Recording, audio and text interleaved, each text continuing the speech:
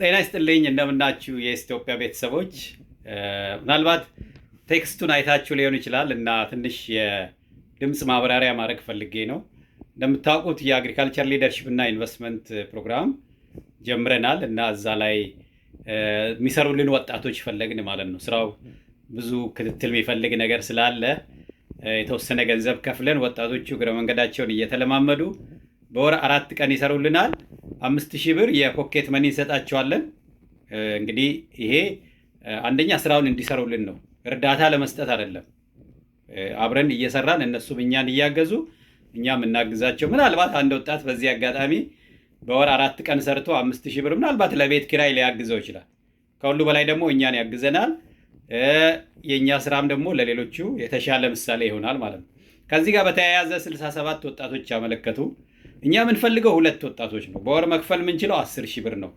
ግን ምን አሰብኩኝ፣ ምናልባት አንድ ሰው ለአንድ ወጣት እንደ ኢንተርንሺፕ ነገር ስፖንሰር ማድረግ ቢችል $50 ብትከፍሉለት፣ እኛ ደግሞ ስራ እየሰጠን ወጣቱ ስራ ያገኛል፣ ገቢ ያገኛል፣ እኛንም ያግዛል እና በዚህ እያደረግን ደግሞ የስራ እድል ፈጥረን የወጣቶች ስራ ማጣትን እንቀንሳለን፣ የየስ ኢትዮጵያን ሚሽን እንደግፋለን ማለት ነው። እና እስቲ ምናልባት ያልተረዳችሁ ካላችሁ እዛ ፖስቱ ላይ ሼር ካረኩት፣ እኛ ምንም ከዚህ እናንተ ከምትሰጡት ድጋፍ የምንቀንሰው ነገር የለም።